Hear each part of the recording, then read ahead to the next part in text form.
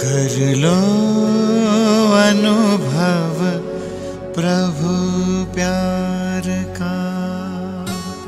बोल दो जरा उमंग से एक बार, ओम शांति। बारिश की बाधाओं को पार करके आप हॉल में पहुंच गए हैं। आप सभी का स्वागत है। हमारे बुजुर्ग महात्माएं भी पहुंच गए हैं।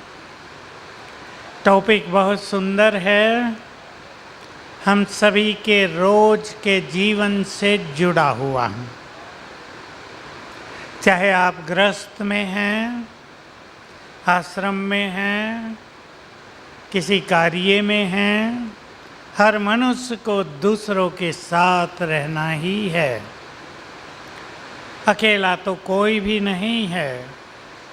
परस्पर सुखद व्यवहार, प्रेम का वार्तालाप, अपनापन हमारी जीवन की इस यात्रा को बहुत आनंदित कर देते हैं। आज हम चर्चा करेंगे कैसे संबंधों में मिठास भरे और कहाँ गड़बड़ हो रही है। अगर हमें उस गलती का आभास हो जाए जो हो रही है संबंधों में, तो हम उसको ठीक करके जल्दी ही इस जीवन की यात्रा का परम आनंद प्राप्त कर सकते हैं। जब हम साधनाओं के मार्ग में भी आते हैं, सब जानते हैं अगर परस्पर टकराव हो तो मन भटकता है, एकाग्रता होती नहीं। इसलिए बहुत अच्छे सामंजस्य की आवश्यकता होती है। मैं आपसे कुछ पूछूंगा भी, क्योंकि गृहस्थ में रहने वाले भी बहुत भाई बहनें बैठे हैं। देखिए, पिछले 10-12 सालों से एक विशेष समस्या हमारे देश में भी परिवारों में उभर गई है। आप उससे परिचित होंगे, और वो है डिवोर्स, तलाक। वो 3 तलाक वाली बात हम नहीं कर रहे, वो तो सरकारों का काम है। हमारी जो एजुकेशन है, इसने मनुष्य को विनम्र नहीं बनाया, क्या दे दिया? बोलो, आपको हिस्सा लेना जरा चर्चा में। अहम बढ़ा दिया है, और इस अहम के कारण संबंधों में बहुत कड़वाहट होती जा रही है। कोई भी झुकने को तैयार नहीं है। लेकिन हम सबको याद रखना है, जो झुके वही महान है। जो अकड़ कर रहे अपने अहम में, अपने ईगो में, जो अकड़ कर रहे, अकड़ कर रहना किसकी पहचान है? अरे वाह, आपने देखे हैं शायद बहुत मुर्दे, तो अकड़ कर रहना मुर्दों की पहचान है। उस मनुष्य का जीवन भी कुछ ऐसा ही हो जाता है जो सदा अहम के इस अहम की जकड़पन से टाइट रहते हैं, बिल्कुल अकड़े रहते हैं। इस पे हम प्रकाश डालेंगे आज। एक और सुंदर चीज, मनुष्य के मन में आज कामनाएं बहुत हो गई हैं दूसरों से, एक्सपेक्टेशंस बढ़ती जा रही हैं। देने की भावना कम, लेने की भावना ज़्यादा है। एक और बात, संसार में बहुत कम लोग हैं जो अपनी गलती को स्वीकार करके, उसे पहचान के, उसे बदलने का सोचते हैं। अधिकतर लोगों की उंगली दूसरों की ओर रहती है, ये दोषी हैं, ये सुधर जाएं तो हमारे घर में सुख शांति आ जाए। ये कई तो ऐसा भी कह देते हैं, ये कभी नहीं सुधरेंगे। सुधारना भी चाहते हैं और साथ में वरदान भी दे देते हैं। मैं श्राप नहीं कहूँगा कि ये कभी नहीं सुधरेंगे। तो हमें अपने को बदलने की दृढ़ इच्छा पैदा करनी है अपने मन में। इसी से मैं लेता हूँ एक, मैं आपको सुंदर सी एक प्रत्यक्ष में वैज्ञानिक की एक घटना भी सुनाऊंगा, जिसको सुनकर सभी ये सीखेंगे कि हमें अपने बच्चों से कैसा व्यवहार करना चाहिए। पहले हम चले, हमें खुद को बदलना है, जिसको महान बनना है, जिसको संबंधों में मधुरता लानी है, और जो अध्यात्म के मार्ग पे चल रहे हैं, जिन्हें परफेक्शन की ओर चलना है, जो अपने किसी महान लक्ष्य को लेकर आगे बढ़ रहे हैं, मुझे स्वयं को बदलना है। आप सब ने हमारे यहाँ एक स्लोगन सुन लिया होगा, स्वयं को बदलेंगे तो संसार बदल जाएगा। और हम सब के लिए जो साधना के फील्ड में हैं, बाबा ने एक बहुत अच्छा सूत्र दे दिया है, जो स्वपरिवर्तन करते हैं विजय माला तो उनके ही गले में पड़ती है। हमें अपने को बदलना है। मैं उदाहरण ले लेता हूँ, पति पत्नी का झगड़ा है, दोनों की उंगली एक दूसरे की ओर है, तुम्हारी गलती है, वो कहता तुम्हारी गलती है। और जब तक कोई एक झुककर अपनी गलती स्वीकार न करे, तब तक समस्या का समाधान नहीं होगा। संसार में जिस भी परिवार में स्त्री पुरुष के झगड़े हैं, या नई मैरिज हुई हैं, चल नहीं रही है, बहुत बड़ी समस्याएं हो गई हैं परिवारों में, 6 मास भी शादियां नहीं चल रही हैं, 1-2 साल में डिवोर्स हो रहे हैं, टेंशन बढ़ती जा रही है, इस कारण बहुतों को नींद नहीं आती है, बहुत लोग डिप्रेशन के शिकार होते जा रहे हैं। ऐसे केस में मैं एक और प्रैक्टिकल उदाहरण दे देता हूँ। एक स्त्री पुरुष मेरे पास आए, सच्ची घटना, दोनों की आयु 40-42 साल के आसपास होगी। बैठते ही मुझे कहा, भाई जी हम दोनों बहुत लड़ते हैं। खुला बिल्कुल, पहली लाइन। मैंने पूछा क्या करते हैं आप दोनों? कहा हम दोनों ही लेक्चरर हैं। क्वालिफिकेशन? दोनों ने ही MA MPhil किया है, PhD करने वाले हैं। मैंने पूछा दोनों से, अच्छा सच सच बताओ तुम दोनों में बुद्धिमान कौन है? अब दोनों एक दूसरे को देखने लगे, दोनों ही तो बराबर पढ़े लिखे हैं, दोनों ही बुद्धिमान हैं। मैंने कहा अच्छा चलो, आपके चुप रहने से मैं समझ गया कि दोनों ही बुद्धिमान हो। मैंने दूसरा प्रश्न किया, ये बताओ दोनों में समझदार कौन है? बताओ किसने उत्तर दिया होगा कि मैं हूं? बताओ। नहीं, बहन ने उत्तर दिया तुरंत, मैं समझदार हूं। मैंने ये नहीं कहा भाई नहीं है, फिर आगे नहीं पूछा। मैंने इतना ही बताया, जो समझदार है उसको झुक कर चलना चाहिए। आपका झगड़ा समाप्त। एक बोले, दूसरा जो समझदार है वो चुप रहे। हम छोटी छोटी बातों में डिबेट करने लगते हैं, बहस करने लगते हैं, संवाद बिगड़ जाते हैं, विषैले हो जाते हैं संबंध, न जाने क्या क्या बोल देते हैं। कई तो ऐसा बोल देते हैं कि लोग उसे भूल ही नहीं पाते जीवन भर। तो बहुत अच्छा सूत्र सभी सामने रखेंगे, झगड़े ना हो, आई एम राइट, मैं राइट हूं, इस विचार को थोड़ा सा हटाना है। राइट आप हो सकते हैं, पर फॉर टाइम बीइंग थोड़ा अपने को हल्का कर देना चाहिए, छोड़ देना चाहिए अपने विचार को।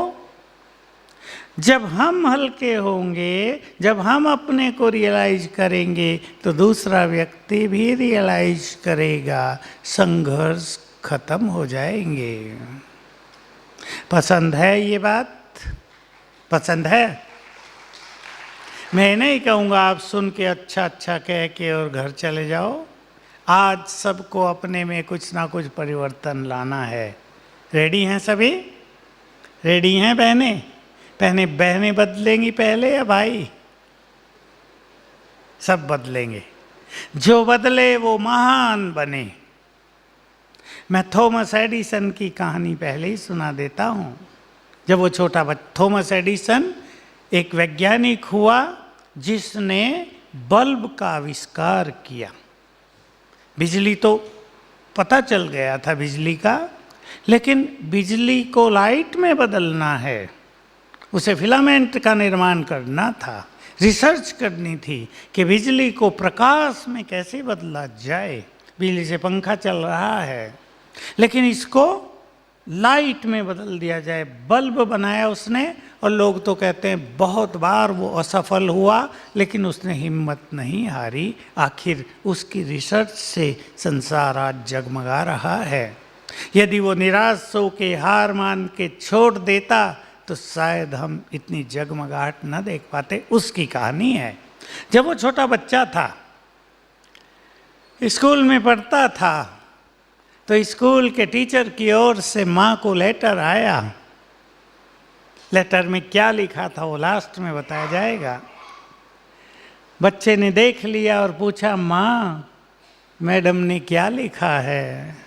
कहा, बेटा इसमें लिखा है तुम्हारा जो बच्चा है वो बहुत जीनियस है, बहुत बुद्धिमान है, हम उसको नहीं पढ़ा सकते। तो उस माँ ने कहा, तुम्हें मैं ही पढ़ाऊंगी। उसने उसको पढ़ाया और वो बहुत प्रसिद्ध वैज्ञानिक बना। माँ की मृत्यु हुई, वो सब सामान देख रहा था, वो पत्र भी मिल गया जो उसकी टीचर ने उसकी माँ को लिखा था। उसने वो पढ़ा। क्या लिखा था? तुम्हारा बच्चा बहुत ही बुद्धिहीन है, इसको हम नहीं पढ़ा सकते। समझ गए ना राज? उसके पास बहुत कम बुद्धि थी, पर माँ ने उसे कहा, तुम बहुत जीनियस हो, बहुत बुद्धिमान हो, मैं ही तुम्हें पढ़ाऊंगी, संसार में और कोई तुम्हें नहीं पढ़ा सकता। देखो बात को कैसे पॉजिटिवली टर्न कर दिया। माताओं को मैं खास कहूँगा ये बात सीखनी है। कई माताएं आजकल अपने बच्चों पर प्रेशर बहुत रखती हैं, इतने नंबर लाने ही हैं, न बेचारे को टीवी देखने देती, न खेलने कूदने देती। पढ़ो, चाय बना के रख देती हैं थर्मस में, रात को पढ़ो, नींद आए तो चाय पी लेना, खुद भी बैठ जाती है, एक लगा भी देती है, सो क्यों रहे हो, पढ़ो। ऐसे कोई बुद्धिमान नहीं बना करता।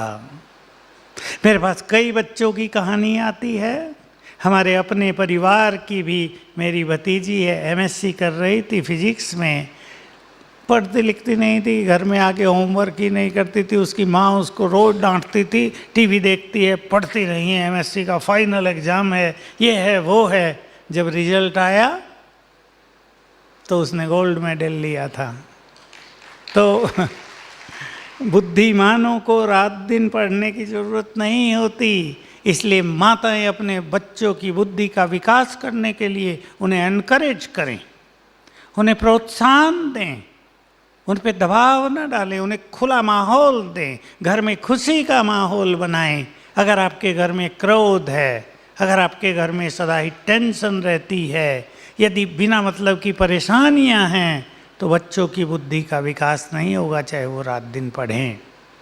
तो ये माता पिता का कर्तव्य है अपने घर के माहौल को बहुत एक खुला माहौल, जिसमें खुशी के फव्वारे फूटते हों, जिसमें बहुत अच्छा माहौल हो, अपनेपन का आभास हो, ऐसे वातावरण का निर्माण करेंगे। एक्सपेक्टेशंस एक दूसरे से बहुत ज़्यादा रहती हैं। संबंधों में आप चेक कर लें, हर व्यक्ति दूसरों से कुछ डिमांड कर रहा है। ये व्यक्ति मुझे सम्मान दे, ये व्यक्ति मेरी बात सुने, ये व्यक्ति मुझे आगे बढ़ाए। लेकिन आप सोच लें, जिससे आप सम्मान मांग रहे हो उनका अपना सम्मान तो पहले ही समाप्त हो चुका है। जिससे आप प्यार मांग रहे हो उनके प्यार के मटके तो पहले ही सूखे हुए हैं। एक व्यक्ति एक मटके से पानी निकाल रहा है, बार बार गिलास डालता है, कुछ निकलता ही नहीं, बार बार डाल रहा है, कुछ निकलता ही नहीं। वो डाल ही रहा है, पानी आता ही नहीं। क्यों नहीं आता? मटका सूखा हुआ है।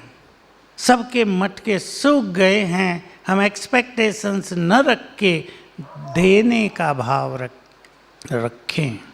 बाबा ने अपने महावाक्यों में हम सबको खूब सिखाया, जो दोगे वो डबल होकर तुम्हारे पास आ जाएगा। सुख दो, डबल होकर तुम्हारे पास आ जाएगा। दूसरों को प्यार बांटो, तुम प्यार के भंडार बन जाओगे। तुम्हें प्यार की आवश्यकता ही नहीं रहेगी। सम्मान दो, सम्मान पाओगे। सहयोग दो, 10 गुना सहयोग प्राप्त होगा। लेकिन आजकल के समय में लोगों में सम्मान भी काफ़ी कम होता जाता है और सहयोग की भावना तो बहुत कम हो गई है। मैं सभी से कहूँगा, अपने बुजुर्गों का बहुत सम्मान करें सभी। पसंद है? पसंद है? एक छोटी सी कहानी हमारे यहाँ के अखबार में छपी। एक व्यक्ति, वो अपने माँ बाप से अच्छा व्यवहार नहीं करता था। वो बुजुर्ग हो गया था, बुजुर्ग हो गए थे दोनों। क्या करते थे ये? उनको एक अलग कमरा तो दिया हुआ था, मिट्टी के बर्तन रखे हुए थे, रोज मिट्टी के बर्तनों में उनके पास भोजन रखाते थे। इनका छोटा बच्चा ये देखता आता था 5-7 साल से। अचानक दोनों की मृत्यु हुई, दोनों की चिताएं जली। वो मिट्टी के बर्तन भी उनकी चिता के पास रख दिए। देखो क्या होता है, चिता को जैसे ही आग लगाई गई, ये बच्चा दौड़ा और वो मिट्टी के बर्तन उठा के ले आया। इसके फादर ने इसको बहुत डांटा, ये क्या कर रहे हो, क्यों ला रहे हो ये? इसने चुपचाप थोड़ी आवाज़ से उत्तर दिया, ये आपके काम आएंगे। माताओं ने नहीं समझा, समझ गए? जैसा व्यवहार हम दूसरों से करते हैं, बिल्कुल इस सृष्टि का, कर्मों का यही सिद्धांत है। जैसा व्यवहार हम दूसरों से करते हैं वही व्यवहार हमें प्राप्त अवश्य होता है। होता है या नहीं? ये अटल सिद्धांत है कर्म का। इसको कोई टाल नहीं सकता है, काट नहीं सकता है। हमें भी कभी बुजुर्ग होना है, इसलिए ठीक है, बुजुर्गों से कई कठिनाई होती हैं बच्चों को, ये भी सत्य है। कई बुजुर्ग लोग ज़्यादा गुस्सा करने लगते हैं, चिड़चिड़ करने लगते हैं, शांति नहीं रखते। कुछ बीमारियां भी ऐसी लग जाती हैं, बच्चों को भी कठिनाई होती है। और बहुत बच्चे हमने देखे अपने माँ बाप को आँखों पर रखते हैं बुजुर्ग की स्थिति में, मैं खुद देखता हूँ। तो हम एक सुंदर परंपरा की शुरुआत कायम रखें भारत की। वेस्टर्न वर्ल्ड में ये परंपरा नहीं है, पर हमारे भारत की कल्चर की ये ब्यूटी है कि यहाँ बच्चे अपने माँ बाप का बहुत सम्मान करते हैं। हम उनका आशीर्वाद भी लें सम्मान करके। सम्मान केवल पैर छूने से नहीं हो जाता, सम्मान एक दिल की भावना है। तो सभी अपने बुजुर्गों से परेशान नहीं होंगे। ये सत्य है कि कहीं कहीं परेशानी की स्थिति बनती है। बहनें भी आजकल जॉब में रहती हैं, अब वो अपने बच्चों को संभालें, जॉब करें या सास ससुर की सेवा करें, उनके लिए भी थोड़ी कठिनाई होती अवश्य है। लेकिन फिर भी यदि हमारी भावनाएं श्रेष्ठ होंगी तो हम ये सब करने में सक्षम हो जाएंगे। कामनाओं पे ध्यान दें। श्रीमद् भगवत गीता तो सारी ही निष्काम भाव पर लिखी गई है। आधी गीता में निष्काम कर्म योग, निष्काम भाव का वर्णन है। आज लोग उसे भूल गए। केवल गीता का पाठ तो थोड़ा बहुत करते हैं, आजकल तो वो भी नहीं रहे हैं लोग। लेकिन जो करते हैं वो उसके उन मूल सिद्धांतों पर जो रहस्य हैं ध्यान नहीं देते कि हमें निष्काम भाव धारण करना है। आजकल की जो भाषा है नो एक्सपेक्टेशंस, इंग्लिश का शब्द है, आजकल बहुत इस पे चर्चाएं हैं। ये हमारी श्रीमद् भगवत गीता में बहुत विस्तार से कहा गया है। अच्छे कर्म करो, फल तो तुम्हें उसका अच्छा मिलेगा ही, लेकिन कामना नहीं रखो।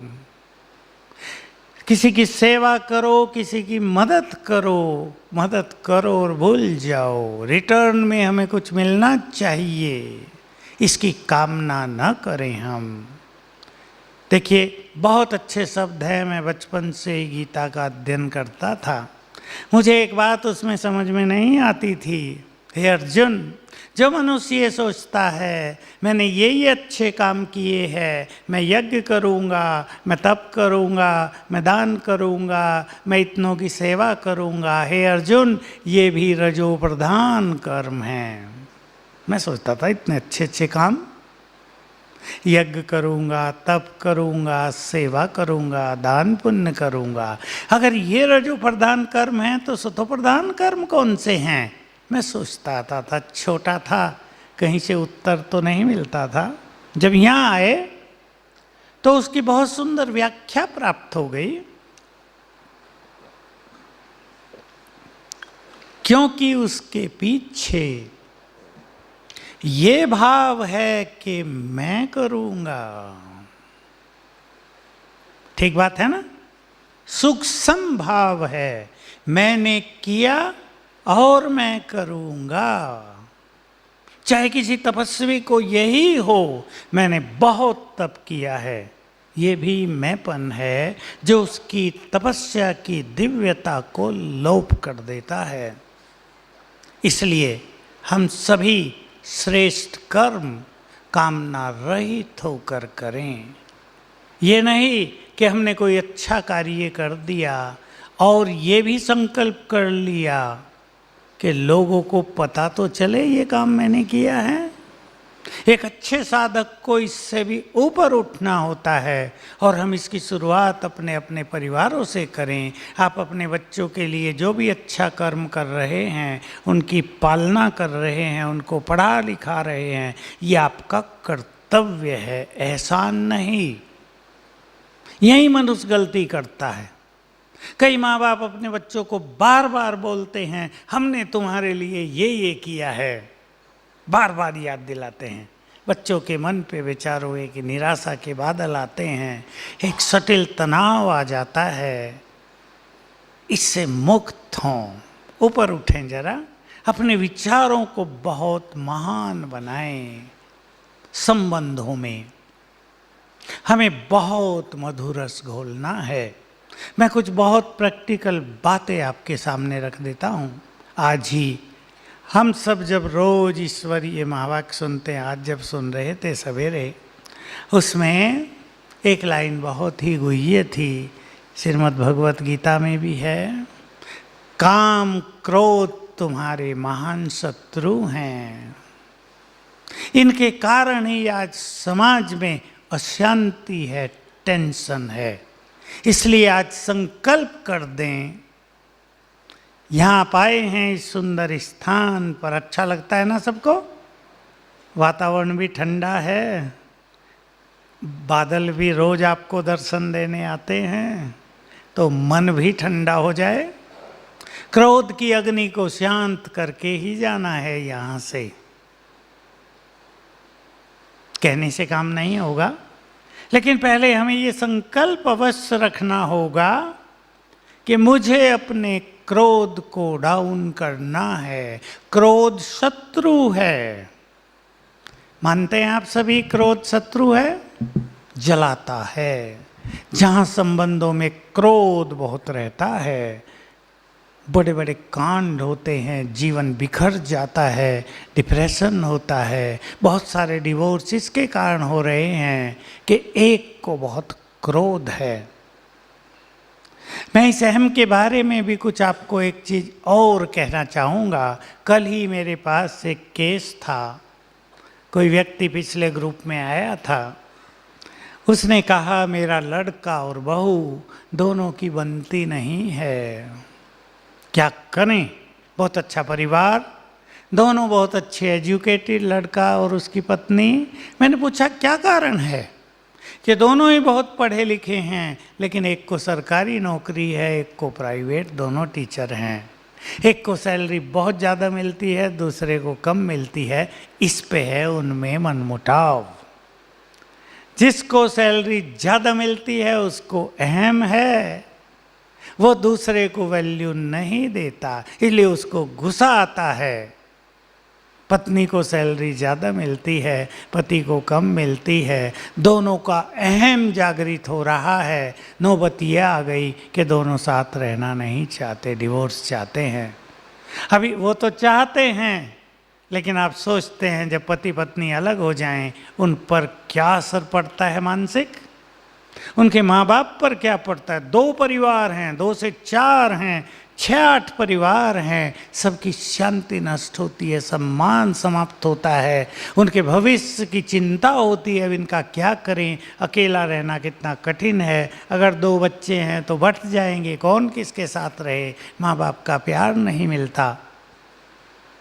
कितनी बड़ी बात होती है ईगो के कारण, और दोनों झुकने को तैयार नहीं हैं। मुझे एक कहानी और याद आ गई, ये भी 2-3 दिन पहले की है। माताएं ध्यान दें इस बात पर, बड़ी सूक्ष्म साइकोलॉजी है। एक बहन जिसको एक छोटा बच्चा 3 साल का, अब ये कोई PCS का एक कंपटीशन दे रही थी, इसने सोचा बच्चे को अपनी माँ के पास छोड़ आती हूँ कुछ समय के लिए, मैं स्टडी कर लूँ ताकि मुझे कोई बाधा ना पड़े। उसने तो ठीक ही सोचा, बच्चे को माँ के पास छोड़ आई और इसने अपनी स्टडी की। एग्ज़ाम देने के बाद जब बच्चे को लेने गई ना वहाँ से, क्या हुआ होगा, क्या हुआ होगा? बच्चे पर माँ बाप से अलग रहने का इतना बुरा इफेक्ट हुआ कि बच्चा मानसिक रूप से बिल्कुल डाउन हो गया। वो हंसता नहीं है, उसके चेहरे पे मुस्कान नहीं है। जब माँ ने उसे उठाया तो वो उसकी गोद में आके आनंदित नहीं हुआ, जिसे मायूस हो गया है। मुझे पूछा क्या करूं अब इसके लिए। सब समझ ही गए, मैं भी समझ गया। तुमने उसको छोड़ तो दिया अपनी नानी, उसकी नानी के पास, लेकिन बच्चे को माँ बाप की पालना की सख्त ज़रूरत होती है। माँ का प्यार बच्चे के लिए बहुत बड़ा टॉनिक होता है। थोड़ा ध्यान देंगे संबंधों की इस बात पर। अब देखो क्या होगा, वही बच्चा जब बड़ा होगा तो उसके मन में वो एक मिसिंग रहेगी सदा के लिए। उसको एक डिप्रेशन का आभास होता रहेगा, उसको प्यार का अभाव फील होता रहेगा जीवन भर।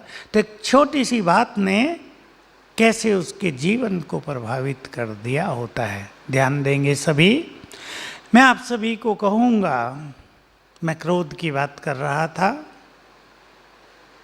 आप में से कौन कौन भाई बहनें हैं जिनको बहुत कम गुस्सा आता है? प्लीज़, बहुत अच्छा, इनाम के पात्र हैं आप सभी।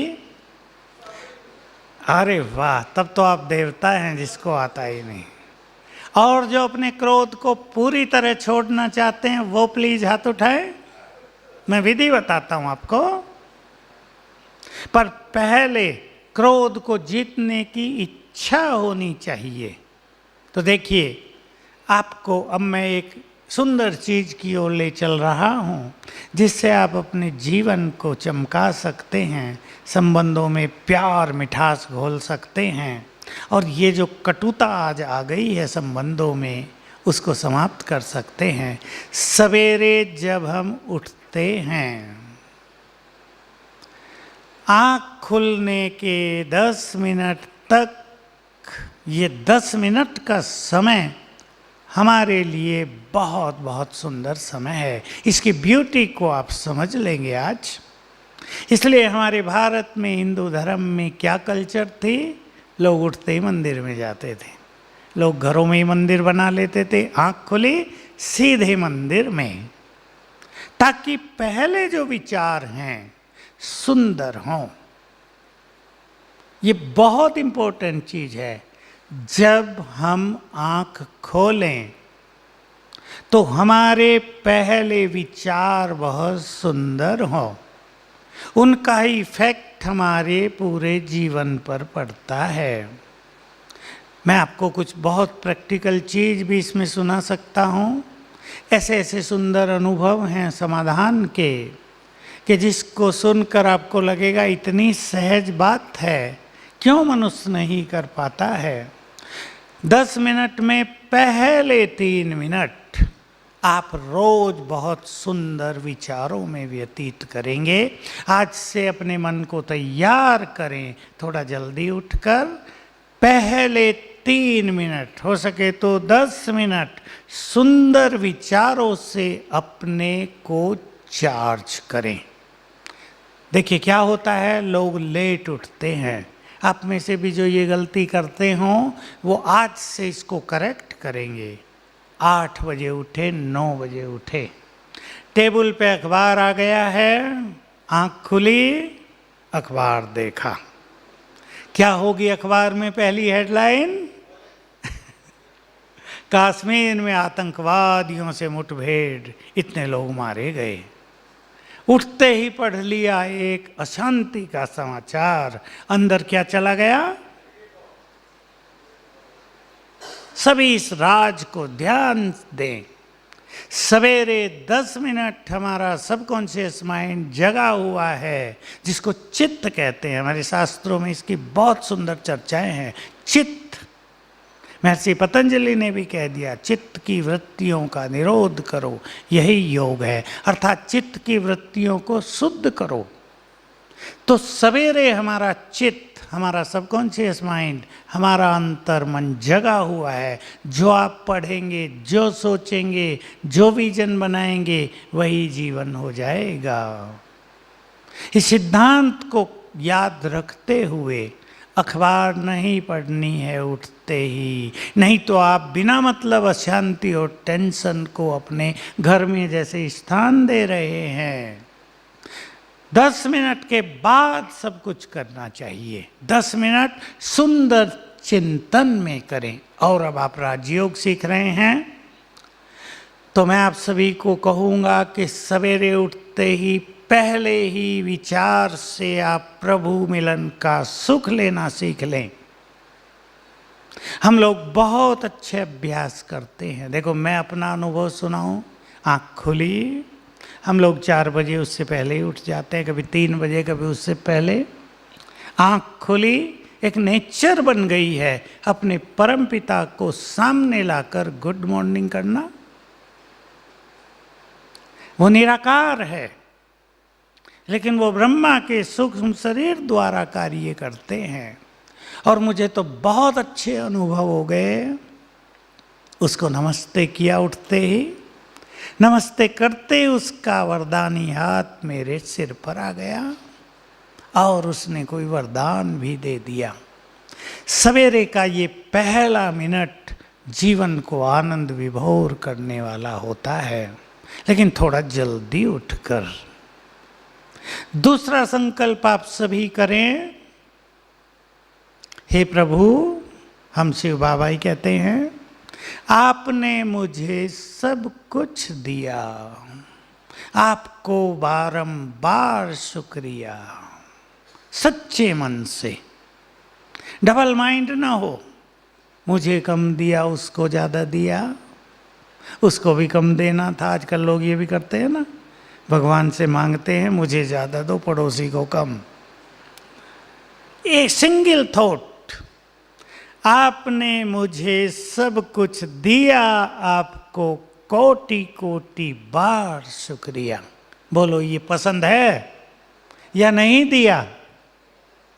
दिया या नहीं दिया?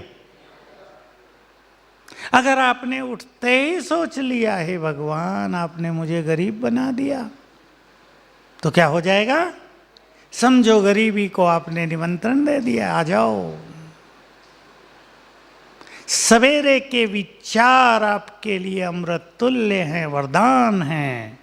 माताओं को मैंने बहुत कराया है और बहुतों ने कर लिया है। अपने छोटे बच्चों को नींद से उठाओ, उनसे 3 बार बुलवाओ, मैं बुद्धिवान हूँ, मैं चरित्रवान हूँ, मैं एकाग्रचित्त हूँ।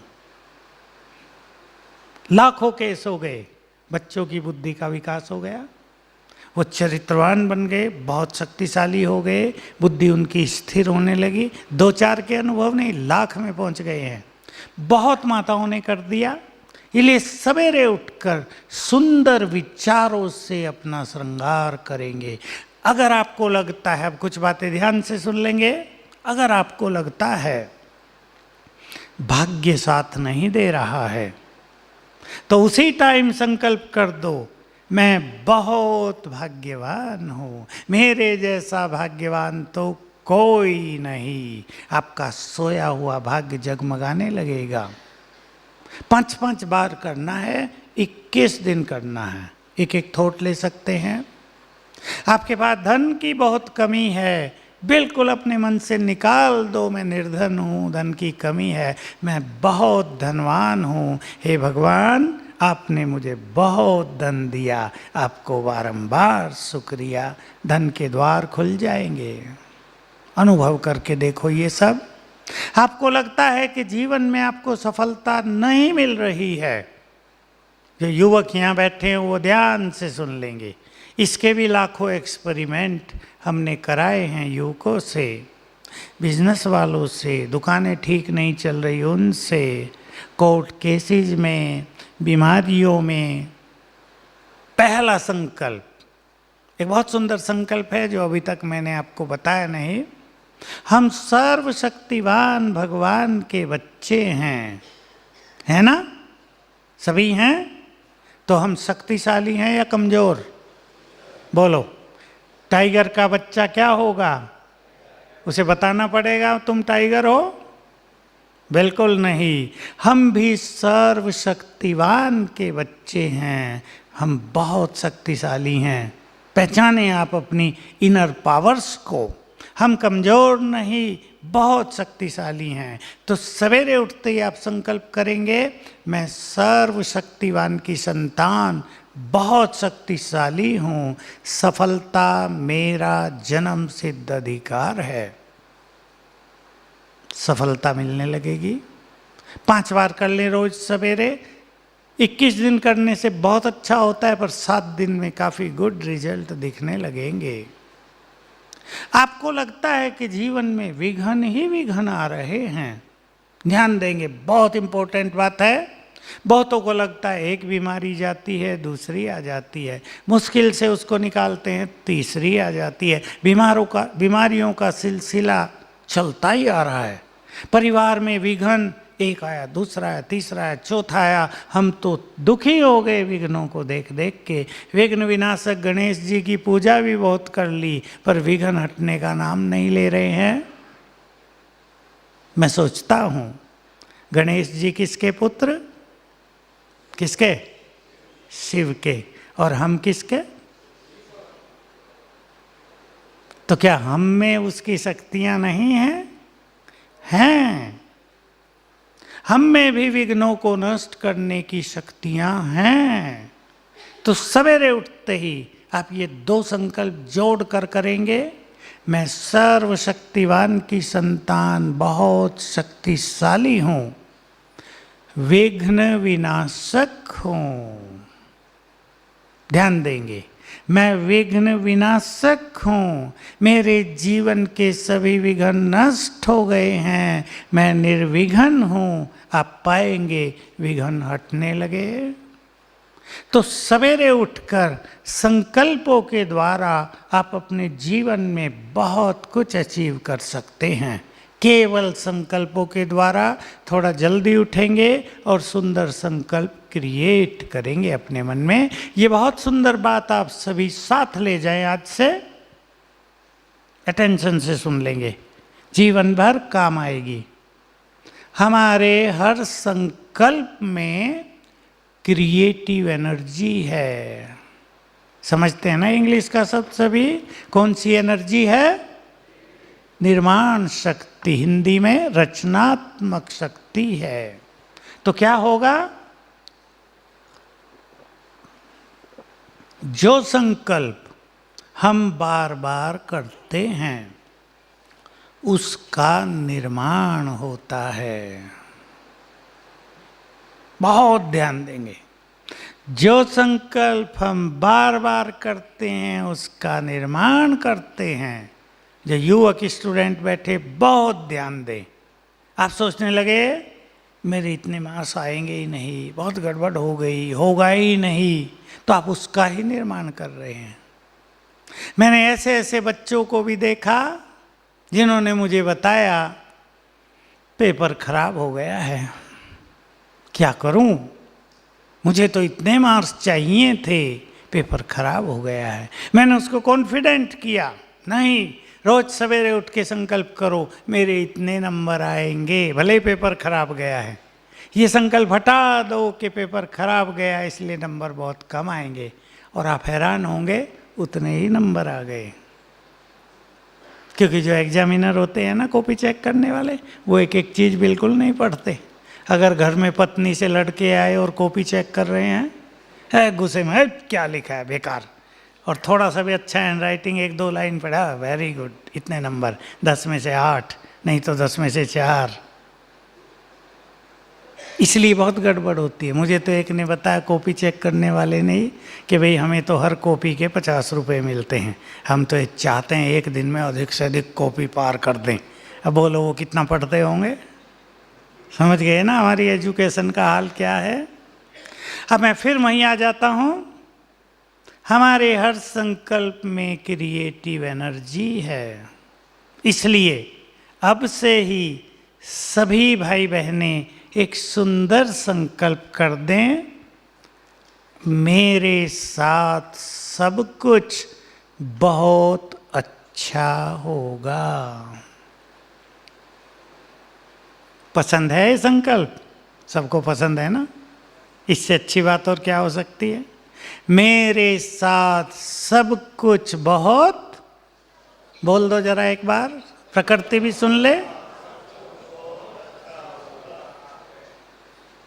टाइम तो कम रह गया है, पर मैं राज बता दूं, महात्माएं बहुत बैठे हैं, सब जानते हैं, ये संसार का खेल प्रकृति और पुरुष के मिलन से चलता है। पुरुष माना आत्मा, और ये प्रकृति हमारे चारों ओर। सभी ये राज समझ लें आज, कि जो कुछ हम सोचते हैं उसकी तरंगें प्रकृति में जाती हैं। प्रकृति और उन तरंगों के बीच रिएक्शन होता रहता है, और वही चीज़ें डबल होकर हमारे पास आती रहती हैं। इसलिए अपने भाग्य के निर्माता हम स्वयं हैं। जो कुछ हमें प्राप्त है उसका आधार हमारे संकल्प हैं। कर्म तो होते ही हैं, पर उनसे भी पहले संकल्प। इसलिए अपने संकल्पों को निगेटिव नहीं होने देंगे, क्योंकि हर संकल्प में क्रिएटिव पावर है। जो सोचेंगे वो क्रिएट होगा। इसलिए बी पॉजिटिव। पसंद आया? आज से मेरे साथ सब कुछ बहुत अच्छा होगा। बिल्कुल मृत्यु भी पास हो ना, तो भी यही कहो बहुत अच्छा होगा, जिंदा हो जाएगा। अभी अभी मैं नीचे से आया हूँ, शांतिवन हमारा बड़ा आश्रम है। एक लड़का मेरे साथ साथ चलने लगा, कहा एक अनुभव सुनाना भाई जी। मैंने कहा जल्दी सुनाओ, मुझे जाना था। कहा मेरी कोई चेकअप होता है मेडिकल में, वो 800 पर आ गया, और डॉक्टर ने कहा तुम्हारा जीवन केवल 1 घंटे का बचा है, किसी को याद करना हो तो कर लो, किसी को फ़ोन करना हो तो कर लो। इसने कहा कौन है तुम्हारा? उसने कहा कोई नहीं, केवल एक भगवान। उसको मैंने फ़ोन कर दिया है, उससे मैं मिल लेता हूँ, मुझे किसी को नहीं बुलाना है। और उन्होंने मुझे ऐसी रूम में रख दिया, आईसीयू में, जहाँ 1 घंटे के बाद उसकी मृत्यु निश्चित है। अगले दिन बड़ा डॉक्टर आया देखने के लिए कि मर गया होगा, देखा ये तो जिंदा है। और जब वो चीज़ चेक कराई तो वो 24,000 थी। 800 की बजाय रात रात में कहाँ पहुँच गई? 24,000 बिना कुछ खिलाए पिलाए। ये है ईश्वरीय शक्ति का चमत्कार, ये है संकल्पों का चमत्कार। अभी अभी मुझे मिला है, मैंने कहा तो तुम्हें नए जन्म की बधाई, अब तुम्हारा ये नया जीवन शुरू हुआ। और उसने भी सोच लिया कि जीवन मुझे भगवान ने दिया है, अब उसकी सेवा में ये जीवन अर्पित है, मैं अपने लिए इस जीवन में अब कुछ भी नहीं करूँगा। तो अब लास्ट बात मैं आपके सामने रख रहा हूँ, हम सब भगवान के बच्चे हैं। डिफ्रेंशिएट करेंगे आप, भगत या बच्चे? आप कहेंगे दोनों ही तो अच्छे होते हैं, कैसे न कहें हम भगत नहीं हैं। भक्त सदैव भगवान से मांगते हैं, और मांगने वाले को आप क्या कहेंगे? और बच्चे मांगते हैं या अधिकारी होते हैं? जेब पकड़ लेंगे आपकी, पापा निकालो जो कुछ है जेब में, करेंगे या नहीं? वो अधिकारी होते हैं। हम भगवान के भक्त तो रहे, बहुत अच्छी बात थी, नो प्रॉब्लम, लेकिन अब उसके हम बच्चे हैं, उसके बच्चे बन जाओ। और रोज सवेरे उठ के इस तरह चिंतन करना, मेरा परमपिता प्यार का सागर है, मैं भी प्यार से भरपूर हूँ, आज सारा दिन प्यार बांटूंगा। मेरा परमपिता शांति का सागर है, मैं भी शांति से भरपूर हूँ, आज का पूरा दिन शांति से व्यतीत करूंगी। शब्दों पे ध्यान देंगे, हे भगवान शांति दो, ये नहीं वो कहेगा शांत तुम खुद हुए और मेरे द्वार पर आ गए। शांति तुम्हारे अंदर है, उसको जागृत करो। मेरा परमपिता सर्वशक्तिवान है, मैं भी बहुत शक्तिशाली हूँ, समस्याओं से घबराने वाली नहीं, माया से घबराने वाली नहीं, उसको जीतने वाली, उसको परास्त करने वाली हूँ। मेरा परमपिता सुखदाता दुख हरता है, मैं भी आज से सभी को सुख दूंगा। ठीक है ना बात? बहुत प्रैक्टिकल है। सवेरे उठ के पहले 10 मिनटों में अपने को इस तरह चार्ज कर लेना, संबंधों में अमृत घुल जाएगा, मधुरता भी नहीं अमृत, और जीवन की यात्रा का बहुत आनंद आएगा। Thank you very much. ओम शांति।